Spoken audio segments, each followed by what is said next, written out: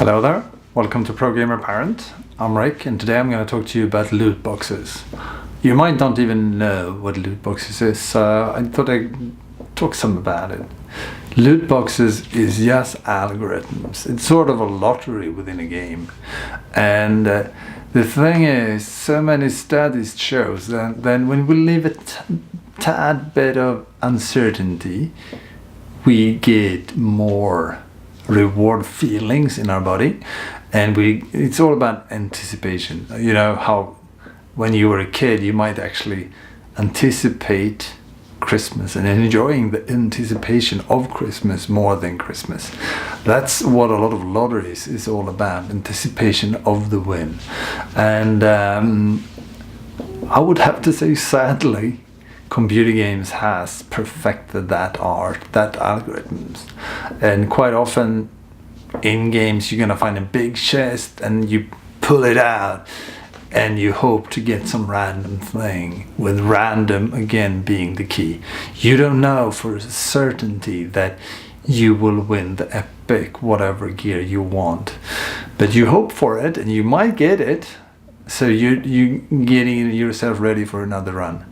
And how is this different compared to having a light switch, turning the light on and off, or going into your own work bag and bringing something out there, because you know you're gonna get what you expect out of it. You know you don't turn on this random I might be lucky thing.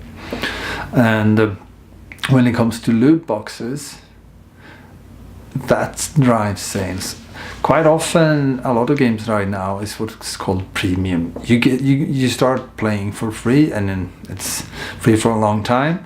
And once you start to really use the game, you can insert a few more coins in the form of what's called a skin, where perhaps you change your appearance, but you can't really have more, you're not more effective in the game. It's not unfair, it just looks.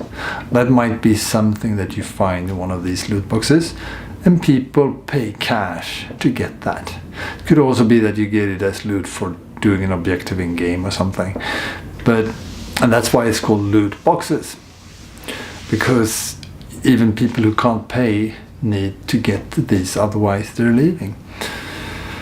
And there's also come some warning with loot boxes. In Netherlands, a lot of gaming companies has been forbidden by law to not use these gaming algorithms, because they are really turning on our psyche with this reward dopamine thing.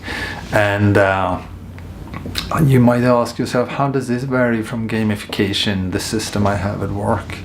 Well, usually when you steer things, you don't have this random, you get a badge, random, you get a reward, random this.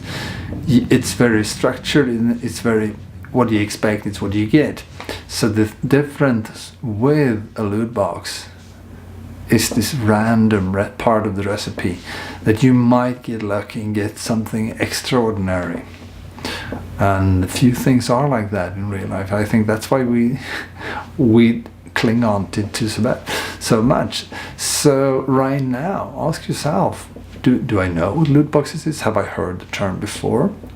And maybe a year ago, it was a huge uproar, because every game suddenly turned to a lot of loot boxes because they were very profitable. And then now they're stepping back because they realized that part of the community didn't like that. It sort of ruined the game experience too much.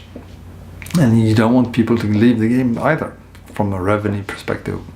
So ask yourself, do you know what that is? And talk to your kids about it. Do they know what it is? How common is it in the game they're playing right now? And do a web search or two and look up. I think Netherlands, for example, might be an eye-opener when it comes to the dangers with algorithms. But once again, don't fool yourself. It's not just in computer games. All the social media has parts of this too. It's not just labeled loot boxes, but it's exactly the same thing. When you look at Pinterest, or you look at a photo and then you click there, and then you're rewarded with having a lot of photos of the same thing. That too is a reward. Even if it's not a skin in a game, it's still the same thing. A lot of status updates, I wonder if someone is talking about me. That's the same thing. So different name, but same psychological triggers. So yeah, I'm quite sure that you know what I'm talking about right now. What's this blink blink on my phone talking about? That's also the same psychology at work, grabbing us. So talk to your kid. Is there loot boxes in their game? How are those financed? How are your kid doing with that? Also, the positive, quite often you can also sell these in game and have a player market and make a fortune on them because other people want to buy this. So there's a lot of positive side effects there too, but for sure it's something that's good to know as a parent. Thanks for stopping by. Have a good one. Bye bye.